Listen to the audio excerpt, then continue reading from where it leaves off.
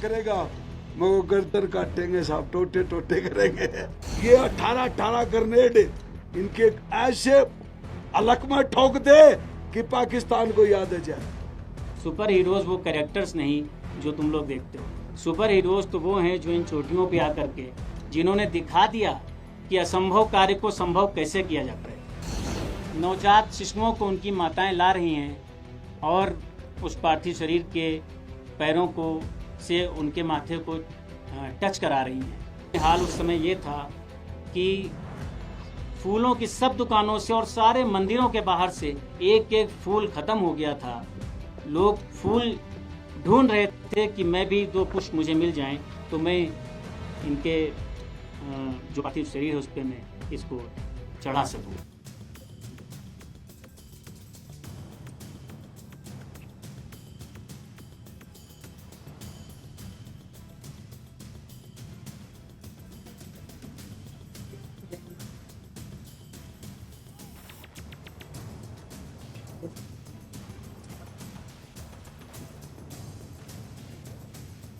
जब कैप्टन मनोज पांडे शहीद होने के बाद जब उनका पार्थिव शरीर हमारे शहर लखनऊ में आया, ये एक ऐसा दृश्य था कि मैं समझता हूँ कि वीरता की गाथा कारगिल की इन चोटियों से होती हुई लखनऊ पहुंची थी। 8 जुलाई को जब उनका पार्थिव शरीर, जब उनकी शव यात्रा हमारे घर से निकलनी थी, तो वो एक ऐसा दृश्य था जिसने ये बताया कि व्यक्ति कैसे अमर कहलाता है। जब लखनऊ में चारों तरफ ये नारे गूंज रहे थे कि कैप्टन मनोज पांडे अमर रहें, अमर रहें, और ये नारे गूंज रहे थे कि जब तक सूरज चांद रहेगा मनोज तेरा नाम रहेगा। वो दृश्य जो मैंने देखे, जो मैंने महसूस किया, आज मैं आपके साथ में शेयर करना चाहता हूँ। 10 से 15 लाख की भीड़ का वो जनसैलाब लखनऊ और उसके आसपास के जिलों से आए हुए अनगिनत लोग फोन की घंटियां जब बंद नहीं हो रही थी और प्रश्न सिर्फ एक होता था कि पार्थिव शरीर कितने बजे आएगा और ये शव यात्रा कितने बजे यहां से निकले थी। हर व्यक्ति के मन में जब सिर्फ एक बात होती थी कि मैं इस यात्रा में शामिल हो पाऊं, मैं किसी तरह से ये वाहन सेना का जो निकल रहा है किसी तरह से मैं इसको छू पाऊं, मैं इसके दर्शन कर पाऊं। मैं स्वयं उसका साक्षी रहा। घरों पर मैंने देखे, घरों की छतों पर, एक एक छत पर मैंने सैकड़ों लोगों को देखा कि देखने में डर लग रहा था कि कहीं कोई हादसा ना हो जाए, कहीं ये छत टूट करके गिर ना जाए। वो जनसैलाब जो लखनऊ में किसी ने सोचा नहीं था, कभी ऐसी कल्पना नहीं की गई थी, इस तरह का जनसैलाब लखनऊ में हम लोग उसके साक्षी बने। वो दृश्य देखे कि नवजात शिशुओं को उनकी माताएं ला रही हैं और उस पार्थिव शरीर के पैरों को से उनके माथे को टच करा रही हैं। वो दृश्य भी देखे कि पब्लिक या जनता, जनमानस जो वहाँ पे सैलाब था, वो अपने आप को कंट्रोल नहीं कर पा रहा है। लोग चल रहे हैं, बस लोग भीड़ का हिस्सा बनना चाह रहे हैं, लोग वहाँ तक पहुँचना चाह रहे हैं। जहाँ पे वो बैकुंठ धाम जो नदी के इस तरफ है, वो दृश्य भी देखा कि नदी के दूसरी तरफ भी, जहाँ से उनको दूर से कुछ नहीं दिख रहा है, वहाँ पे 2 से 3 लाख की भीड़ में लोग खड़े हुए हैं। वहाँ से मनोज पांडे अमर रहे के नारे उस पार से हमको इस पार सुनाई दे रहे हैं। वो जहां कुछ भी दिखाई नहीं दे रहा है, सिर्फ इस बात को, इस एहसास को पूरा करने के लिए कि हम किसी तरह से उसमें शामिल हो पाएं, हम किसी तरह से वहां पे पहुंच पाएं। ये होती है अमरता। ये है कैप्टन मनोज पांडे की अमरता, कैप्टन विक्रम बत्रा की अमरता, चाहे वो कैप्टन सुमित रॉय हो, चाहे वो कैप्टन हनीफुद्दीन हो। मैं समझता हूँ सभी के जो उनका घर जहाँ रहा होगा, जहाँ उनका टाउन रहा होगा, वहाँ पे ये सीन लगभग एक समान ही रहा होगा। उस दृश्य को देख करके मैं आज भी, मेरी रूह अंदर से कांप जाती है। आपको बताएं कि पूरे लखनऊ में हाल उस समय ये था कि फूलों की सब दुकानों से और सारे मंदिरों के बाहर से एक एक फूल खत्म हो गया था। लोग फूल ढूंढ रहे थे कि मैं भी 2 पुष्प मुझे मिल जाएं तो मैं इनके जो पार्थिव शरीर है उस पर मैं इसको चढ़ा सकूं। ऐसे वीरों के प्रति, ऐसे शूर वीरों के प्रति जिनकी गाथाएं हम कारगिल से लेकर के और उनके होम टाउन तक और इस पूरे देश में विभिन्न अवसरों पर सुनते हैं, मैं श्रद्धानत हूं। इसके अलावा इस बार मेरा यह प्रयास भी है कि मैं उस पॉइंट पे भी जाऊं जहां पर ये बटालिक का इतना वीरतापूर्ण कार्य कैप्टन मनोज पांडे ने किया, और इसलिए भी मैं इस बार सपरिवार अपने बच्चों के साथ भी आया और मैंने कहा कि तुम चलो, मैं तुम्हें दिखाता हूँ सुपर हीरोज कैसे होते हैं।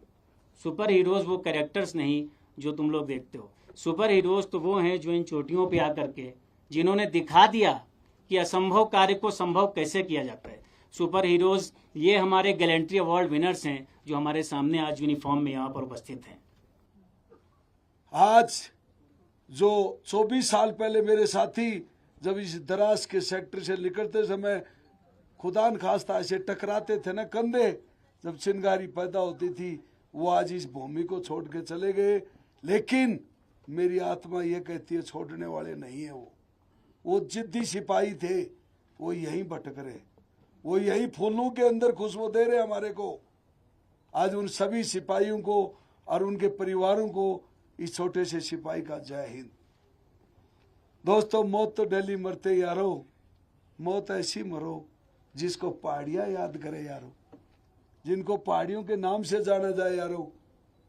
भाई विक्रम बत्रा साहब, मनोज पांडे, मेरे साथी योगेंद्र यादव, संजय, ये इन्होंने इतना अच्छा काम किया है, तो आज हमारे को बुला करके हम गदगद हो गए। देश का हर सिपाही खुशी मनाता है कि उसको युद्ध भूमि की इच्छा मिले।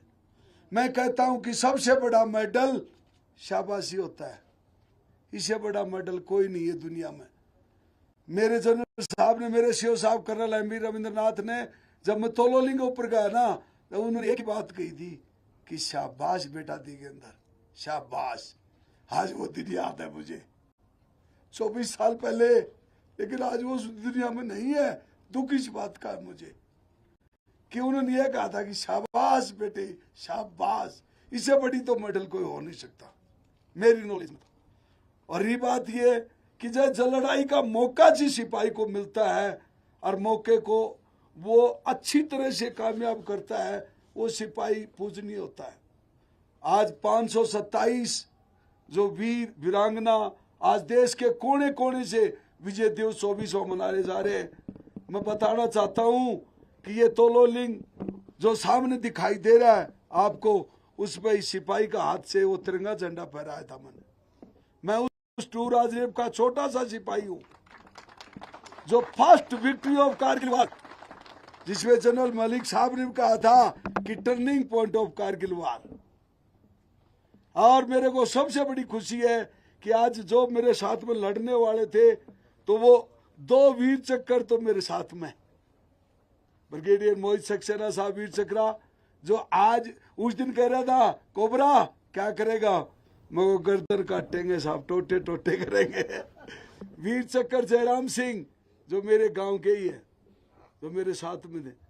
और यशवीर सिंह, सीएचएम यशवीर सिंह, वो बोलता है दिगेंद्र ये 18 ग्रेनेड इनके ऐसे अलग में ठोक दे कि पाकिस्तान को याद आ जाए। मैं उस वीर बटालियन का एक सिपाही हूं जिसने युद्ध के अंदर कभी हार का मुंह नहीं देखा। हालांकि भारतीय सेना हमारी इतनी मजबूत है, जहां भी जाते हैं वहां इतनी खुश हो जाते हैं, बहुत ज्यादा। अपनी वीरता की बात कुछ नहीं बताऊंगा आज मैं कि मैंने क्या कद्दू में तीर मारा, नहीं, वो तो लोलिंग बताओगी, वो टू राजनीव के वो सिपाही बताओगे, भारतीय सेना के जनरल साहब बताएंगे वो आखिर टू राजनीव ने क्या काम किया था। भारतीय सेना ने जो काम किया वो गजब का है। मैं आज देश के कोने कोने में जाता हूं और यही बताता हूं कि यारो एक बार सेना की वर्दी पहन कर शीशे के सामने खड़ा होकर देखना कितना मजा आता है, कितना मजा आता है। और लड़ाई के अंदर हाथ हथियार में और दुश्मन सामने हो, ठोकने में कितना मजा आता है। मैंने श्रीलंका के अंदर कई हेड शूट लिए, यहाँ तो ग्रेनेड से ठोके थे, लेकिन कई जगह उग्रवादी मारे थे। मेरे सक्सेना साहब मेरे कम्युनिटी वाइस थे, मेजर विवेक गुप्ता साहब मेरे साथ में थे कुपवाड़ा में, तो उग्रवादी ऐसे दौड़ रहे थे, मैं उनका पीछा कर रहा था। सक्सेना मेजर गुप्ता साहब बोलता दिगेंदार पीछा क्यों कर रहा है, मैं को इसकी स्पीड देख रहा हूँ सर, कितना भागता है ये, मैं को पाकिस्तान तक कौन छोड़ू। और 4 उग्रवादियों को दौड़ा दौड़ा के मारा कुपवाड़ा में। 24 साल पहले हमारे देश के वीरों ने किस प्रकार से वो इतिहास यहाँ रचा था, जिस 24 साल की विजय गाथा का गुणगान करने के लिए आज हम यहाँ इकट्ठे हुए हैं, वो हमारे जो शहीद सैनिक हैं उनकी बदौलत हम आज यहाँ पे हैं। वो उनके परिवार जन आज यहाँ पे हैं। मैं नमन करता हूँ उनको कि उन्होंने ऐसे सपूत पैदा किए जिन्होंने हंसते हंसते अपने देश के लिए अपने प्राण निछावर किए। सबसे बड़े योगदान उन सब का था। और उसके बाद जो हमारे कमांडर्स रहे हैं, उनकी प्लानिंग, उनका तजर्बा हमारे काम आया है। मेरी नौकरी कोई ज़्यादा नहीं थी, ना मैं फौज की एबीसी ज़्यादा जानता था। हमने जो सीखा अपने सीनियरों से सीखा, और उनके जो गाइडलाइन थी उस पर चल के जो कुछ कर पाए बस वो किया था, जो मेरा काम था। हमने कोई अलग से कुछ नहीं किया था कि उस टास्क को पूरा करने के लिए जो कुछ हमारे कंपनी कमांडर, प्लेटून कमांडर्स के जो दिशा निर्देश थे, उनके बलबूते पे हम आगे करते गए। कुछ सब प्लानिंग के ऊपर डिपेंड था कि हमारे जो कमांडर थे उनकी प्लानिंग किस प्रकार रही। अगर वो प्लानिंग सही से नहीं होती या जो रिक्वायरमेंट हमारी नहीं पूरी कर पाते टाइम से, तो शायद वो मुकाम आज हम हासिल नहीं कर पाते। तो इससे बड़ी बात क्या है कि जो हमारा लीडरशिप है और जो हमारा ट्रेनिंग है जो आर्मी का, वो विश्व में बेहतर है और रहेगा। बाकी आप सबने देखा होगा पहाड़ियाँ जो यहाँ पे हैं, इन पे किस तरीके से हमारी सेना उस टाइम पे गई होगी, चढ़ी होगी ऊपर, और चढ़ने के बाद किस तरीके से लड़ाई लड़ी होगी, वो आप महसूस कर सकते हैं। यहाँ की हर पहाड़ी पे हमारे जो सैनिक जो शहीद हुए हैं वो उनके नाम पे हैं, और उनके बदौलत ही हम आज वहाँ पे बैठे हैं।